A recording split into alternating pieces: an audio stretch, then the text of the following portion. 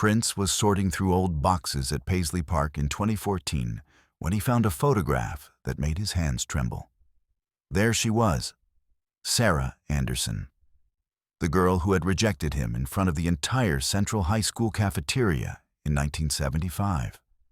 What he discovered about her life now would completely change how he understood rejection, fame, and the price of stardom. This isn't just a story about music or teenage heartbreak. It's about how the people who hurt us most sometimes end up teaching us the deepest truths about love, loss, and what it really means to heal a broken heart. Before we dive deeper into this untold story, if you want to discover more hidden chapters from music history, hit that subscribe button. These are the stories that changed everything. It was a quiet afternoon at Paisley Park when Prince decided to organize his personal archives. His assistant had brought boxes from storage, items collected over decades that he'd never had time to properly sort through. In a cardboard box labeled Minneapolis 1970s, he found his Central High School yearbook from 1975. As he flipped through the faded pages, seeing classmates he barely remembered, he stopped at page 34. There she was in the drama club photo. Sarah Anderson, second row, third from the left, with that smile that had captivated every boy in North Minneapolis. Even in the old black and white photograph, her beauty was undeniable. Prince's finger traced her face in the photo. He was transported back to being that shy, awkward 16-year-old who played music with his cousins, but felt invisible as an individual. Sarah had been everything he wasn't. Popular, confident, from one of Minneapolis's more established families. Her father owned Anderson's Hardware, the most successful black-owned business in the neighborhood. Sarah Anderson, he whispered to himself, remembering how her name used to make his heart race. But what happened when he decided to find out what became of her would shock him to his core. But what neither of them knew back then was that this rejection would become the blueprint for 40 years of running. March 1975. 16-year-old Prince Rogers Nelson had been building up courage for weeks to ask Sarah Anderson to the upcoming spring dance. Even at that age, Prince was already performing with Grand Central, the band he'd formed with his cousin Andre Simone. But at school, he was still just another kid from the struggling side of Minneapolis. Sarah, on the other hand, was royalty at Central High. President of the drama club, honor roll student, and dating Marcus Williams, the star football player. But Prince was convinced his growing local reputation might impress her. Grand Central had been getting attention at neighborhood venues, and people were starting to recognize him around the community. That Thursday, during lunch period, Prince made his move. Sarah was sitting with her usual crowd, the popular students who seemed to exist in a different universe from his. Prince walked across the cafeteria, his heart pounding so hard he thought everyone could hear it. "Sarah," he said, his voice barely above a whisper. "Could I talk to you for a minute?" The entire table went silent. All eyes turned to Prince, some curious, others amused. "What about, Prince?" Sarah asked, not unkindly, but clearly surprised. "The spring dance is next Friday. I was wondering if you'd like to go with me." The silence that followed felt like an eternity. Prince could feel every eye in the cafeteria on him. Someone at a nearby table snickered. Sarah's face flushed with embarrassment, not for herself, but clearly for Prince. "Prince, that's really sweet," she said carefully. "But I'm already going with Marcus." Prince nodded, trying to hide his crushing disappointment. "Oh, right, of course." But then Sarah's friend Nicole spoke up with words that would echo in Prince's mind for decades. "Girl, why would you even consider going with him? He's weird. His family doesn't have money, and all that music stuff is just a phase. He'll never be anything but a local garage band act. The table erupted in giggles. Sarah didn't laugh, but she didn't defend Prince either. She just looked down at her tray, uncomfortable but silent. Prince walked away feeling smaller than he'd ever felt. But what he didn't know was that this rejection would fuel an artistic fire that would eventually make him one of the most famous entertainers in the world. What he also didn't know was the real reason behind Sarah's rejection, and how discovering it would change everything. The pattern was already forming, the one that would define every relationship that followed. Sitting in his Paisley Park studio with that old yearbook, Prince pulled out his phone and called his personal assistant. "I need you to find someone for me," he said quietly. "Sarah Anderson from Minneapolis. She would be about 56 now." It took the private investigators less than 48 hours to locate Sarah Anderson, now Sarah Anderson Mitchell. The report they delivered made Prince's stomach drop. Sarah had never left Minneapolis. She'd married Marcus Williams right after high school graduation, just like everyone expected. But Marcus had struggled with unemployment and depression for years. They divorced after 12 years and 2 children. For the past 2 decades, Sarah had been working as an elementary school teacher at the same school she'd attended as a child, struggling to support her 2 kids as a single mother. She lived in a modest house in North Minneapolis, not far from where they'd both grown up. But the most shocking part of the report was what the investigator had discovered about Sarah's current situation. She was facing foreclosure. The school district had cut teacher salaries, and Sarah's medical bills from a recent surgery had drained her savings. She was 3 months behind on her mortgage and facing eviction within 60 days. The investigator had found something else that took Prince's breath away. Sarah's living room was filled with Prince albums, concert posters, and memorabilia. Her colleagues at school reported that she played his music in her classroom and would tell her students that she went to school with Prince. She'd collected every album, every article, everything she could afford on a teacher's salary. But what the investigator discovered next would change everything Prince thought he knew about that day in 1975. The report included documents the investigator had obtained from Sarah's storage unit. Among them was a diary entry from March 1975, just days after she'd rejected Prince in the cafeteria. Prince read it with trembling hands. "I feel terrible about what happened with Prince today. I wanted so badly to say yes when he asked me to the dance. He's talented and different from all the other boys, but Daddy forbade me from having anything to do with him. He says Prince's family is too poor, too unstable, and that music career will never amount to anything. He threatened to take away my college fund if I disobeyed him. I had to say no, but it broke my heart. I hope someday Prince understands it wasn't really about him." Prince stared at the page, tears streaming down his face. She had wanted to say yes. Her rejection had nothing to do with him and everything to do with her father's prejudices and fears. But there was more.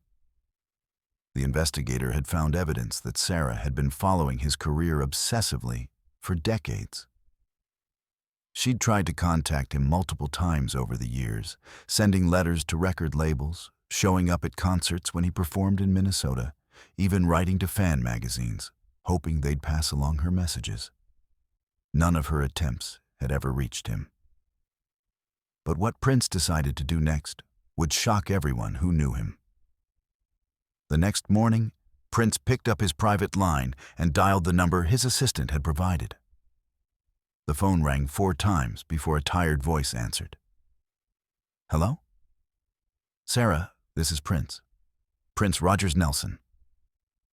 There was a long silence, then a sharp intake of breath. "Prince? Is this really you?" "It's really me, Sarah. I found your diary entry from 1975. Sarah started crying immediately. "Oh my God, Prince. I've been trying to reach you for 40 years. I know. I'm so sorry I never got your messages. I wish I had known. Prince, I need you to know something. That day in the cafeteria, I wanted to say yes so badly, but my father—" "I know," Prince interrupted gently. "I read about your father's ultimatum. You were protecting your future, and your family was protecting you. I've regretted it every day since," Sarah sobbed. "Watching you become the biggest star in the world, knowing I could have been part of that journey if I'd been braver." "Sarah, you were brave. You were 16 and doing what your family demanded. But more importantly, you were protecting both of us from something that wasn't meant to be." "What do you mean?" "If you'd said yes, that night, I might never have felt the pain that drove me to perfect my craft. I might never have channeled that rejection into the music that defined my career. Paisley Park became both his sanctuary and his prison in the years that followed. But this moment was about to change everything." Over the next 2 hours, Prince and Sarah talked about everything. His struggles with fame and control, her challenges as a single mother and teacher, the paths their lives had taken since that painful day in 1975. "I used to wonder what would have happened if my father had let me say yes," Sarah admitted. "I've wondered the same thing," Prince replied. "But I think I know now." "What do you think would have happened?" "I think we would have had a sweet high school romance. Maybe we would have gotten married young, stayed in Minneapolis, had a normal life. But the world would have lost the music I was meant to create." Prince's voice grew stronger. "And you would have lost the chance to become the incredible teacher and mother you became. You've shaped hundreds of young lives, Sarah. That's more important than any song I ever recorded." "Do you really believe that?" "I know it. Because the pain of losing you taught me to love music the way I should have loved a person. It wasn't healthy, but it created something that brought joy to millions of people." Sarah was quiet for a long moment. "Prince, there's something else I need to tell you." "What's that?" "My daughter, she's 25 now. She's incredibly talented, sings, dances, writes songs. But she's been rejected by every record label who's seen her because she doesn't fit their image of what a star should look like." Prince's heart clenched. "What's her name?" "Maya. And she's been through the same rejection you faced. But she doesn't have your strength. She's starting to give up on music. Bring her to Paisley Park, both of you. Let me meet her." And then came the moment that shattered everything Prince thought he knew about redemption. 3 weeks later, Sarah and her daughter Maya arrived at Paisley Park. Prince greeted them personally at the door, something he rarely did for anyone. Sarah looked older than her years, worn down by struggles and worry. But her eyes still held that warmth he remembered from high school. Maya was tall and confident on the surface, but Prince could see the hurt in her eyes, the same pain he'd carried for so long.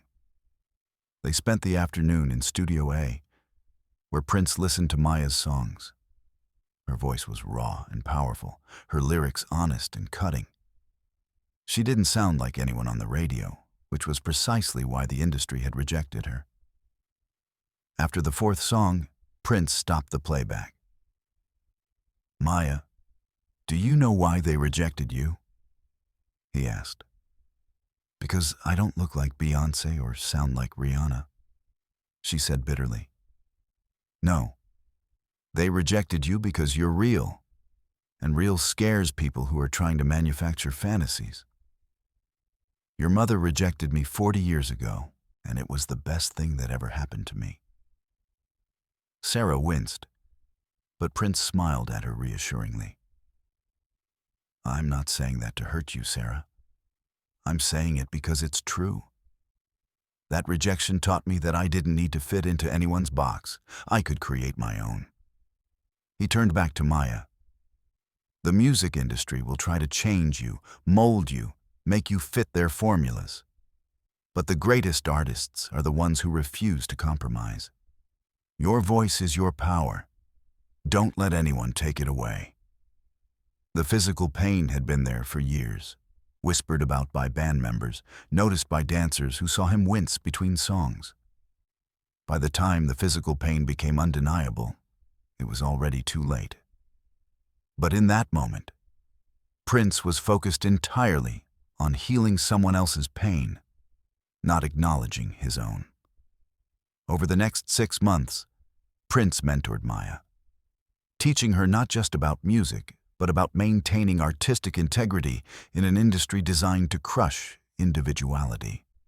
He introduced her to his network of producers and engineers, people who valued authenticity over commercial appeal. But Prince had bigger plans. One evening, he called Sarah with an idea that would change everything. "I want to start a foundation," he told her, "for young artists who don't fit the industry mold. I want to call it the Anderson Nelson Foundation for Young Artists." "Why Anderson Nelson?" Sarah asked, confused. "Because you gave me the greatest gift anyone could give an artist. You said no, and that no made me who I am. Now we're going to use that lesson to help other young people turn their rejections into fuel for their art." Sarah was crying again, but this time they were tears of joy. "Prince, I don't know what to say." "Say yes. Come work with me. Help me build this. You're a teacher. You understand young people. Together, we can create something that outlasts both of us." The Anderson Nelson Foundation launched in early 2015. Sarah left her teaching job to become the foundation's director of artist development. Prince covered all her financial troubles, paid off her mortgage, and set up college funds for both her children. But more than the money, he gave her something she'd been missing for 40 years: forgiveness and purpose. The pills weren't just for physical pain anymore. He kept performing, kept recording, kept maintaining the punishing schedule. Except now, the drive wasn't about ambition. It was about outrunning the thing every addict eventually faces. The moment when you have to stop, sit still, and confront what you've been running from all along. And then came the phone call that everyone had been dreading, but no one could prevent. Throughout 2015 and into early 2016, Prince's health deteriorated rapidly, though he hid it from almost everyone. But he made time for the foundation, for Maya's development, for regular phone calls with Sarah where they'd talk about music, life, and the strange paths that had brought them back together. In one of their last conversations, in March 2016, Sarah told him something that brought him to tears. "Prince, I need you to know that rejecting you was the worst and best thing I ever did. Worst because I carried guilt for 40 years. Best because it freed you to become exactly who you were meant to be. But finding you again, working with you on this foundation, it's healed something in me I didn't even know was broken." "You healed something in me too," Prince admitted. "For 40 years, I thought love was about possession and control. That if I could just control everything, I'd never feel that pain again. But you taught me that love is about letting go. Sometimes the greatest love is saying no when yes would destroy someone's destiny." "Do you really believe that?" "I know it. Because the boy who got rejected in that cafeteria became the man who could help hundreds of young artists find their voice. And the girl who had to say no became the woman who could guide them. We're better apart than we ever would have been together." On April 15, 2016, Prince called Sarah from his plane during his emergency landing. He was barely conscious, but he managed to say, "Make sure Maya finishes her album. Make sure the foundation continues. Promise me." "I promise," Sarah said, not understanding the weight of that promise. 6 days later, Prince was gone. Sarah found out about Prince's death the same way the world did, from news reports. She collapsed in her office at the foundation, surrounded by photos of Prince mentoring young artists, including her daughter. The grief was overwhelming, but so was the responsibility he'd left her. At Prince's memorial service, Sarah stood before thousands and told their story. Not the sanitized version, but the truth. The rejection, the pain, the 40-year separation, and the redemption they'd found in their final year together. "Prince taught me that some rejections are actually protections," she told the crowd. "I rejected him in 1975 because my father told me to, because society told me to, because fear told me to.